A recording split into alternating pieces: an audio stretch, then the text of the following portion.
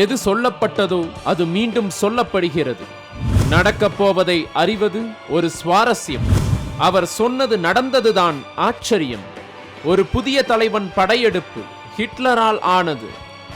அற்ப புத்தி கொண்டவனின் ஆட்சி முசோலினியால் நடந்தது. அடிமை தலையறுப்பு போராட்டம் சிவாஜியால் முடிந்தது. பல, இன்னும் பல நடந்தே தீரும்.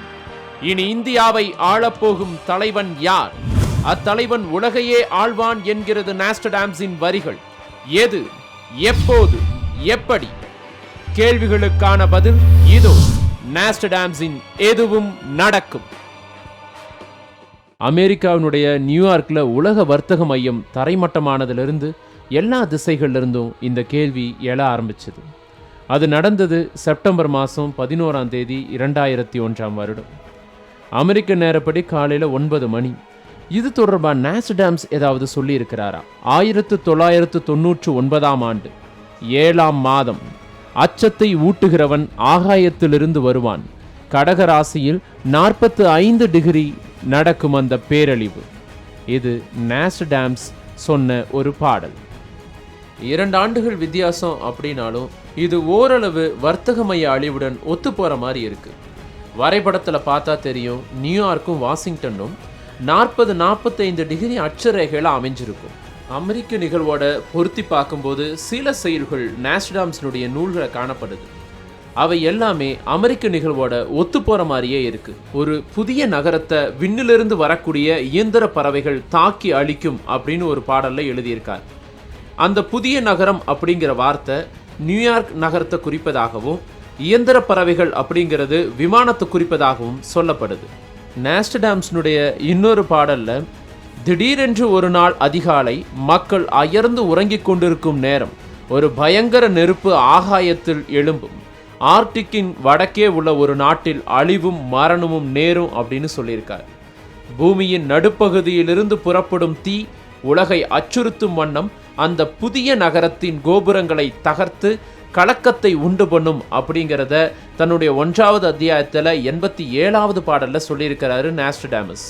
இதுல புதிய நகரம்ங்கிறது நியூயார்க்கை தான் குறிக்குன்னு பல ஆய்வாளர்கள் சொல்றாங்க. புதிய நகரத்தில் 40-45 டிகிரி அளவில் ஆகாயத்திலிருந்து அனல் மழை பொழியும். அதன் தாக்கம் வெகு தூரத்திற்கு பரவும். அவர்கள் சான்றுகளை கேட்பார்கள். எங்கும் ஒரு பயங்கரம் நிலவும்.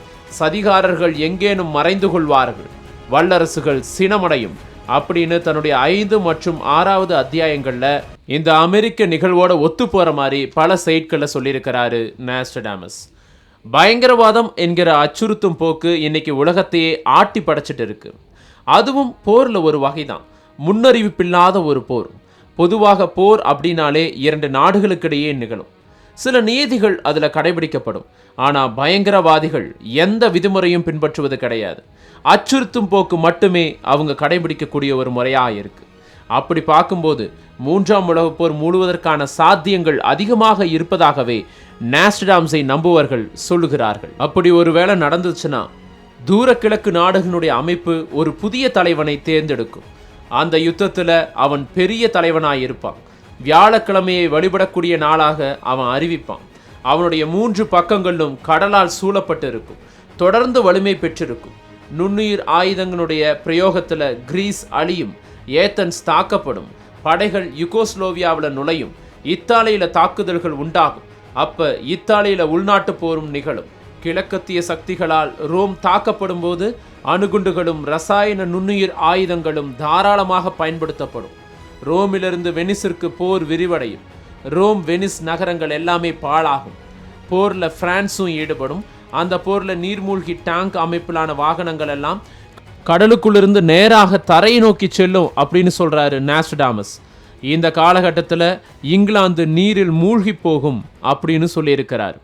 நிறைய இரத்த சேதத்திற்கு பிறகு 3ஆம் உலகப் போர் முடிவுக்கு வரும்.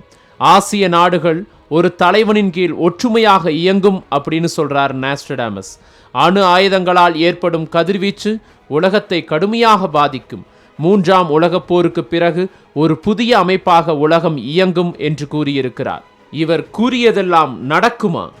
நடக்கக்கூடாது என்கிற எண்ணம் நமக்குள் இருந்தாலும் இந்த தீர்க்கதரிசியின் பார்வை பல கேள்விகளை நம்மிடையே விட்டு சென்றுள்ளன. நாஸ்டாம்ஸின் செயல்களுக்கு அர்த்தத்தை கண்டுபிடிக்க முயன்றோர் ஏராளம், இன்னும் முயன்று வருவோரும் ஏராளம். அவரது பாடல்களுக்கு விளக்கம் கூறி ஆயிரக்கணக்கான நூல்கள் வந்துவிட்டன. இந்த எல்லா நூல்களிலும் அனைவரும் ஏற்றுக்கொள்ளும் ஒரு கருத்து, இந்தியா மிக பெரும் வல்லரசாகும் என்பதுதான். இனி வரப்போகும் இந்திய தலைமுறை அவர்களின் பெற்றோர்கள் நினைத்து கூட பார்க்க முடியாத அளவுக்கு மதிநுட்பம் வாய்ந்தவர்களாக உருவாகுவார்கள்.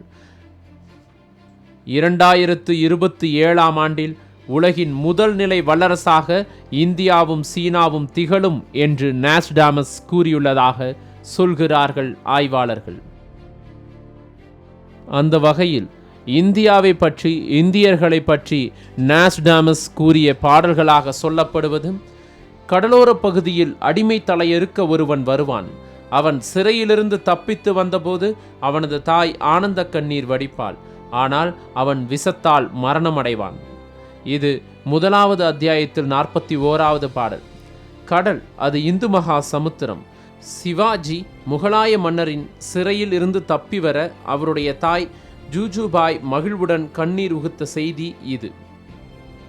நாஸ்டாம்ஸின் செஞ்சுரி நூலில் முதல் அத்தியாயத்தில் வரும் 86வது செய்யுள் ஜான்சியை ஆண்ட ராணி லட்சுமிபாயை குறிக்கிறது. அவள் தனது பகைவரிடையே அச்சத்தை ஏற்படுத்தியிருந்தாள். அவள் தேசப்பற்று மிக்கவள், சுதந்திரத்திற்காக போராடியவள். எந்த ஒரு பிரிட்டிஷ் படை வீரனாலும் அவளை தோற்கடிக்க முடியவில்லை. ஆணுக்குரிய வீரத்தை மிதமிஞ்சிய அளவில் அவள் வெளிப்படுத்தியிருக்கிறாள். ஜான்சி கோட்டையை வளைத்திருந்த படையினர் நடுவே புகுந்து அவள் கோபத்துடன் போர் புரிந்திருக்கிறாள். கருமேகங்களிடையே இடியும் மின்னலும் போல் பிரிட்டிஷ் படையுடன் அவள் தனியாய் போர் புரிந்த காட்சி இந்திய மக்கள் மனங்களில் என்றும் நிலைத்திருக்கும். பல ஆண்டுகளுக்கு முன் சந்திராதிக்கம் பெற்ற முகலாயர்கள் இந்தியாவின் மீது படையெடுத்து வந்தார்கள். தாக்குதலில் வெற்றி பெற்று இந்தியாவின் வடபகுதியில் தங்கள் ஆட்சியை நிறுவினார்கள். அவர்களுடைய கொடுங்கோல் ஆட்சி அதிருப்தியை ஏற்படுத்தியது. 1700களில் ஒரு புதிய சகாப்தம் தொடங்கியது. மராத்தியர்களும் சீக்கியர்களும் முகலாயருக்கு எதிராக சுதந்திர போர் தொடங்கின. முஸ்லிம்களின் படையெடுப்பு 11 மற்றும் 12ஆம் நூற்றாண்டு காலத்திலேயே தொடங்கியது. அவர்கள் இந்தியாவின் பல்வேறு பகுதிகளிலும் பரவி ஆட்சி நடத்தியிருந்தனர். ஆனால் முகலாய ஆட்சி ஒரு மாற்றத்தை எதிர்கொள்ளும் நிலை ஏற்பட்டது. 1700 நாடு முழுவதும் உள்ள மக்கள் சுதந்திர உணர்வில் விழித்தெழுந்தார்கள். முகலாய ஆட்சிக்கு கடும் எதிர்ப்பு கிளம்பியது. இவற்றை பற்றியெல்லாம் நாஸ்டாமஸ் தன்னுடைய பாடல்களில் பல்வேறு குறியீடுகள் மூலமாகவும் குறிப்புகள் மூலமாகவும் கூறியிருக்கிறார்.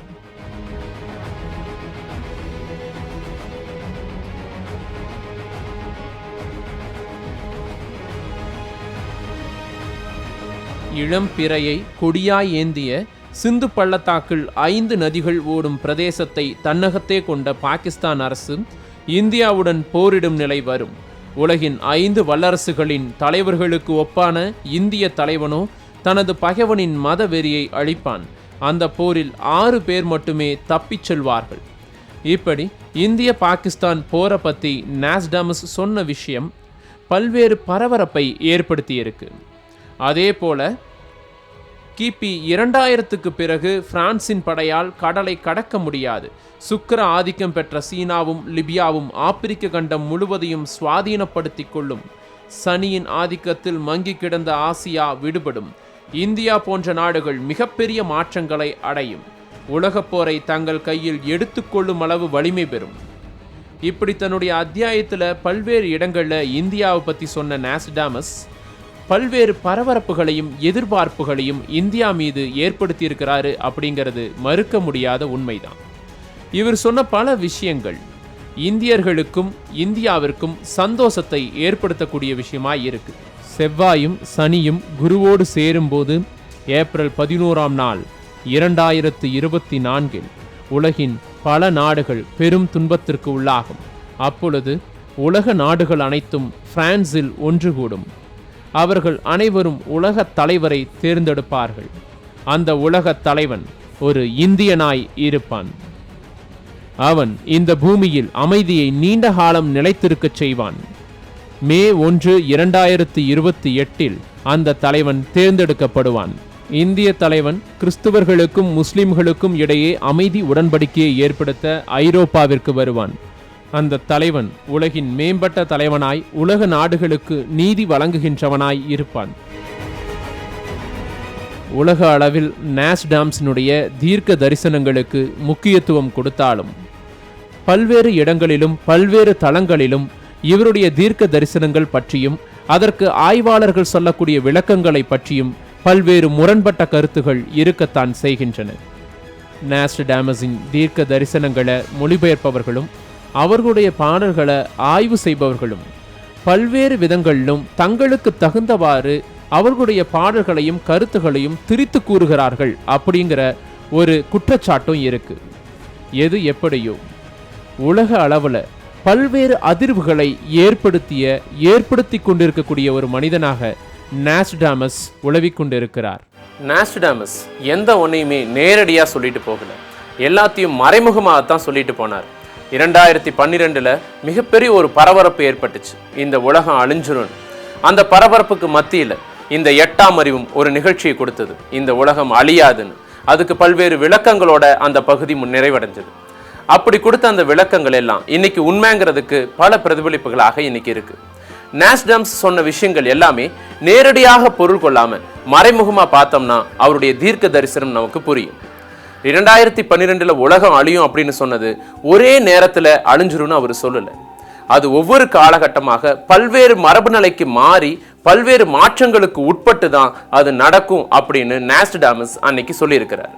இது ஒரு எச்சரிக்கை ரிப்போர்ட்டாகத்தான் இருந்ததே ஒழிய அது உடனடியாக நடக்கக்கூடிய ஒன்றாக அவர் சொல்லலை. இப்படி அவருடைய தீர்க்க தரிசனங்கள் இதுவரையும் நடந்தது என்ன, இனிமேல் நடக்க போறது என்ன?